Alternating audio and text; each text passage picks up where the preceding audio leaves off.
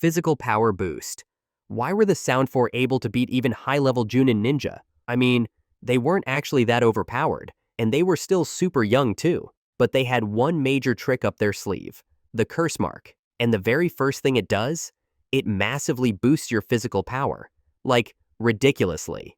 The curse mark is basically a piece of Orochimaru's chakra, mixed with a little bit of Jugo's DNA, and injected straight into someone else's body. Once it's activated, this chakra blends with the user's own chakra and kicks off a crazy chain reaction. The enhanced chakra directly stimulates the muscles, bones, and even the nervous system, pushing the body way, way beyond its normal limits. And the best part? It happens super fast. Like, in just a few seconds, a regular ninja can suddenly gain power several times stronger than before. We saw this clearly with Sasuke during the Chunin exams. In the Forest of Death, one moment he was burning up with a fever and totally knocked out, and the next, curse mark goes brrr, and boom, Sasuke's tossing Zaku around like a rag doll. The curse mark has two main stages, and each one gives a different level of power. The first stage is actually kinda mild. Well, as mild as getting superpowers can be. When it's activated, black markings spread across the user's body. At this point, their strength, speed, and reflexes go way up. Like, we're talking seriously fast. Sasuke moved so quickly, the Sound Ninja couldn't believe what they were seeing. The ones who just beat up the poor Genin from the leaf got absolutely clapped. The Sound 4 showed the same thing. Jirobo could casually lift massive boulders that weigh tons. Kidomaru's arms became way stronger. Sakan and Ukon fused together much more easily. And Tayuya? She controlled her summoned demons with scary precision and power. In real combat, this kind of boost is a huge deal. It can completely flip the situation, turning someone who's losing into the one dominating the fight in just seconds. But of course, all that power comes with a crazy high price. First off, the body. When you push your body beyond its natural limits, it can seriously mess you up. Users go through intense pain, and their muscles might tear, bones might break, joints get damaged. It's kinda like opening the 8 gates. Your body has to take the hit. Even Sasuke passed out multiple times after using the curse mark, just because his body couldn't fully handle it yet. When we compare the curse mark to other power sources in the Naruto world, it has some pretty clear strengths, and also some big weaknesses. The biggest advantage? It's instant. You don't need to train for years to get strong. Once the curse mark is implanted, boom, you can use that power in battle right away. No waiting, no grinding, just pure upgrade. But when you stack it up against things like Ninetales Chakra or Sage Mode, the curse mark definitely starts to fall short. Sure, Ninetales Chakra is dangerous too, but at least it belongs to Naruto in a way. And Sage Mode, that's something you earn through crazy hard training. Plus, both the Ninetales Power and Sage Mode have way more potential for growth. They can evolve and get stronger over time. The curse mark, on the other hand, has a pretty solid ceiling. It can only take you so far. That physical power boost from the curse mark definitely shook up the Naruto story though. It explained how Sasuke suddenly got so much stronger, and why he started pulling ahead of the other kids around him. And let's be real, since Sasuke was always meant to be Naruto's rival, he kinda had to get a buff like that. Naruto had the Ninetales, so Sasuke needed something wild to keep up. The curse mark was that equalizer. Chakra boosting power. Orochimaru's curse mark basically works like a chakra battery. It's a stash of his own chakra, planted inside someone else's body. Now, Orochimaru's chakra is seriously nasty. If you want to know just how strong it is, just look at the 8-headed serpent jutsu. That insane move came straight from the chakra, stored in the curse mark on Sasuke's body. Yup, that much power. We can totally see this in Sasuke's fight against Naruto at the Valley of the End. When he activated the first stage of the curse mark, Sasuke could suddenly spam Chidori over and over. Before that, he could barely use it more than once or twice a day. The extra chakra from the curse mark let him keep going with these high-cost jutsu, like it was nothing. At stage 2, the difference is even crazier. Sasuke could launch back-to-back heavy attacks, and even go head-to-head with Naruto in one-tailed cloak. And it wasn't just Sasuke. The Sound 4 had the same kind of power-up. Kidomaru could fire giant spider arrows with massive force. Tayuya summoned and controlled her demons for a long time. All of that? Thanks to the overflowing chakra from the curse mark. That's also why they were able to overwhelm elite ninja like Genma and Raido. But yeah, there's a massive downside. That chakra doesn't belong to the user. It still carries Orochimaru's will and essence. If someone relies on it too much, they slowly lose control. They become more violent, more unstable, and easier to manipulate. The human body just isn't built to handle someone else's chakra long term. Forcing it in causes serious damage, both physically and mentally. Body transformations. Everyone remembers that moment when Sasuke suddenly grew those creepy demon wings during his fight with Naruto at the Valley of the End. Or when the Sound Four straight up turned into actual monsters. That's because Orochimaru's chakra attacks the user's DNA directly. It messes with their cells and completely changes how their body works, unlocking transformations that would normally be impossible. Yeah, the curse mark has two clear stages. Stage 1 is kinda chill. It makes your skin tougher, gives you sharp claws, and buffs your muscles. But stage 2? That's when things get wild. The user's entire body starts to change. They grow weird extra parts. Sasuke got demon wings and could literally fly. Kimimaro turned his whole body into a deadly bone weapon. Kidomaru looked like a giant spider with 6 arms. Though to be fair, that guy already had 6 arms from the start. This transformation gives a huge combat advantage. Sasuke used his wings to dodge, block attacks, and fly around like a boss. And let's be honest, in the Naruto universe, if you've got tons of chakra and you can fly, you basically become everyone's dad. Kimimaro even grew a tail to attack people when his arms and legs were locked down. That's how far the curse mark takes it. But yeah, if you mess with nature, nature hits back. These transformations put crazy pressure on the body. If you're not strong enough physically, you'll straight up die. That's why, out of the 10 kids Orochimaru tried the curse mark on, only Anko survived. Brutal, right? The good news is, after a while, if you survive long enough and get used to it, you can control how much you transform.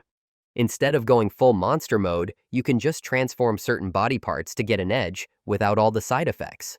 Oh, and fun fact, even though Kimimaro was insanely strong, he still died from a mystery illness. Dude basically ran out of calcium, like he used up every last drop of bone energy in his life. Regeneration power. Now here's the thing. Not everyone with the curse mark gets regeneration powers. Sasuke didn't have it. Anko didn't have it. Even the Sound 4 didn't have it. So what made Kimimaro special? It all comes down to his unique bloodline ability, Shikotsumyaku, the Kaguya clan's power to control bones. When that mixed with Orochimaru's intense chakra, it massively boosted Kimimaro's ability to regenerate his bones like crazy. In stage 1 of the curse mark, this power was still pretty limited. It could only help heal minor injuries. But remember when Gaara hit Kimimaro with the sand coffin? Blood came flying out of the sand, and you'd think that was it for him, but nope. Kimimaro activated stage 1 and kept fighting like nothing happened, still good-looking and strong. Stage 2 is where things get seriously wild. His body transformed completely. He could regenerate bones at insane speed, grow a long bone tail, stab enemies with spikes that shot out through his skin, and even form full-body bone armor. Like, he was literally a walking weapon. During his fight with Gaara and Rock Lee, we saw Kimimaro constantly rebuilding bones even while badly injured. His body became a living arsenal, with an almost endless supply of weapons. His ultimate move? He literally created a forest of bones rising from the ground. There's no way he could have done that without the curse mark. But of course, this kind of regeneration came at a massive cost. It used up a huge amount of chakra and put extreme pressure on the body, and Kimimaro was already sick, like terminally ill. So when he pushed his powers too far, he didn't die because someone beat him. He died because his body just couldn't take it anymore. In the end, this regeneration was fast and didn't need any fancy hand signs or medical jutsu. Sure, Tsunade has her crazy creation rebirth technique, and Naruto's got Nine Tails chakra helping him heal. But Kimimaro? He could only regrow bones, not actually heal diseases or fix internal damage. So the more he used it, the more it completely wrecked his body from the inside out. Unique abilities based on the user. So, why could Kimimaro grow bones while Kidomaru shoots spiderwebs? Did Orochimaru specially design the curse marks to match each person? Well, not exactly. The curse mark doesn't create powers out of thin air. It acts more like a magical catalyst. It amplifies whatever natural abilities the user already has. At stage 1, these powers are still pretty low-key, just a simple boost to basic stats, like strength, speed, durability.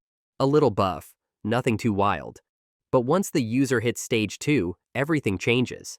Their entire body starts to transform in a way that fits their special abilities. Jirobo becomes super bulky, thick skin, heavy punches, and can absorb chakra like a tank. Kidomaru already had the ability to spin spiderwebs, so the curse mark just turned him into a giant spider. I mean, are we seriously saying there's a spider clan in Naruto now? Right next to Kisame's shark clan? Wild. Tayuya grows horns, and her control over summoned monsters gets way stronger.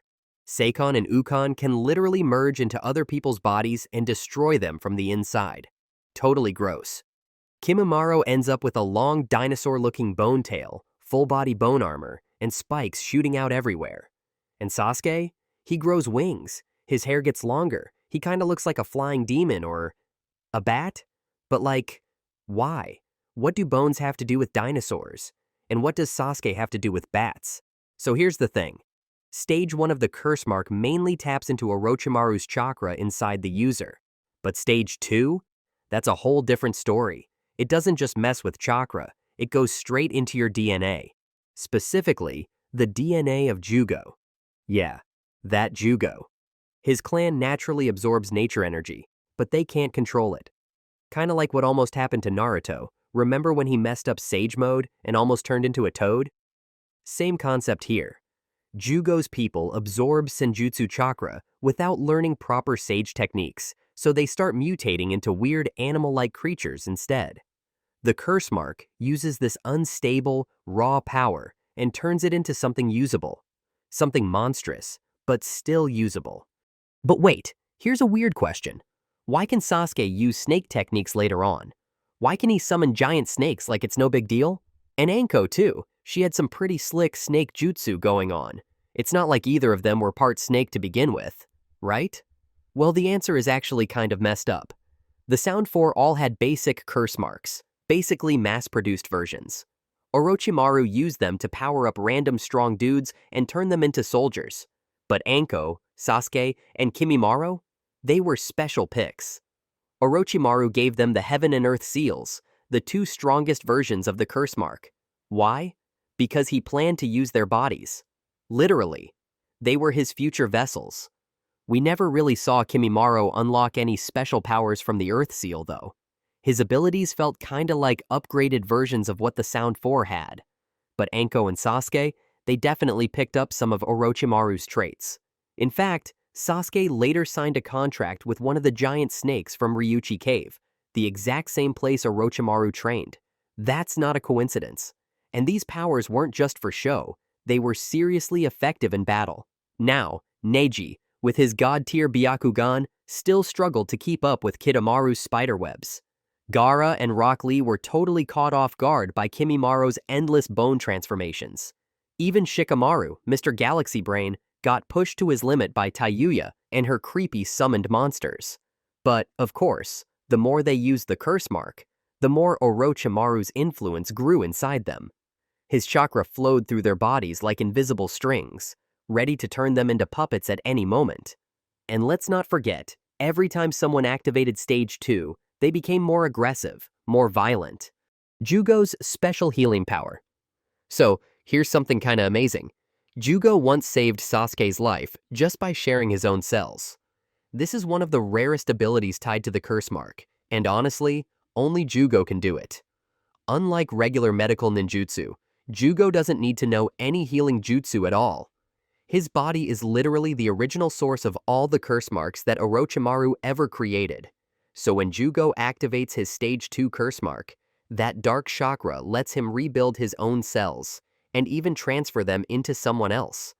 It's almost like a live tissue transplant, and it happens super fast. No fancy seals, no hand signs, just raw, direct regeneration. We saw this in full effect during Sasuke's fight with Killer Bee. Sasuke was completely wrecked, basically 1 foot in the grave. Even Karen, the team's main healer, couldn't do much. But then Jugo stepped in, gave up part of his own body, and used his chakra to keep Sasuke alive. No doubt about it, That move totally saved his life. It seems like this kind of cell-sharing healing might work for anyone who has the curse mark. But by that point in the story, only Sasuke and Anko were still alive with the curse mark, so we never really saw anyone else try it. Orochimaru's resurrection. Through the curse mark. Did you really think Orochimaru died after Itachi sealed him away? Yeah. No. This guy is ridiculously hard to kill. He's basically the leech of the ninja world. He just keeps coming back. Turns out, the curse mark isn't just a power boost. It's also a backup drive for Orochimaru's soul. Every time he puts a curse mark on someone, he doesn't just give them a piece of his chakra. He also plants a fragment of his own consciousness inside them. Creepy, right? That's how the curse mark slowly takes over its host, and how Orochimaru always has a way to return, even if his main body is completely destroyed. It's like he becomes a parasite, quietly hiding inside the people he marked. And the wildest part? The resurrection process is completely automatic. Remember when Sasuke used a piece of Kabuto's flesh and pressed it against Anko's neck? He used a special jutsu to unlock the curse mark, and boom, Orochimaru came back to life, fresh and fully loaded. Anko basically became a gateway for his comeback. So yeah, killing Orochimaru is way harder than it looks. You can try to seal him, suppress him, or lock him away, but you can't really delete him for good. The only real way to get rid of him is to let him out. Just like how Itachi made Sasuke forcibly release him, or how he crawled back through Anko. That's the true danger of the curse mark. It's not just a power-up. It's a trapdoor for Orochimaru's return. Alright, that's it for today. Thanks for watching, and we'll see you next time.